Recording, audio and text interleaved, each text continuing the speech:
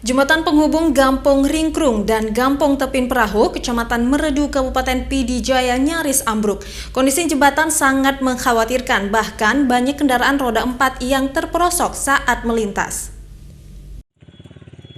Satu unit jembatan penghubung di kawasan Gampong Ringkrung dan Gampong Tepin Perahu, Kecamatan Meredu, Kabupaten Pidi Jaya nyaris ambruk. Selain nyaris ambruk, jembatan ini juga nyaris menelan korban jiwa, di mana kondisi jembatan sangat mengkhawatirkan. Bahkan banyak kendaraan roda 4 yang terperosok saat melintas. Kondisi rusak jembatan ini sudah lama terjadi akibat tak adanya perbaikan yang dilakukan. Jembatan ini rusak diperkirakan sesudah tsunami Aceh tahun 2004 lalu. Jembatan ini merupakan penghubung antar desa yang juga jalur akses utama bagi pelajar saat ke sekolah dari Desa Tepin Perahu dan Desa Beracan, Kecamatan Meredu.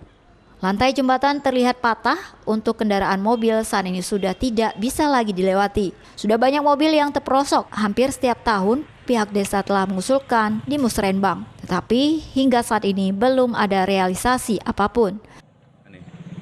Jembatan ini udah lama ini, udah sekitar selepas gempa itu 5 tahun dah. Terus nggak pernah direhab atau dibangun kembali? Nggak pernah rehab pun. Kemudian udah banyak kali tapi nggak pernah didekati. Berarti banyak kejadian-kejadian di sini ya? Ini dalam pekan ini udah 3 kali udah motor jatuh. Ya. Udah diusulkan ke pemerintah atau belum nih? Udah lama kali, berapa kali udah. Nggak dipeduli? Tiap tahun dia ada musrenbang kita naikkan. Nggak pernah dipeduli ya? Nggak pernah buat.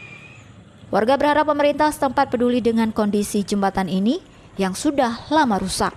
Akibat pembangunan sebelumnya diduga tak sesuai dengan ukuran sungai yang ada, sehingga lantainya tak mencukupi panjang. Dari Pidi Jaya, Jamal Pangwa, iNews melaporkan.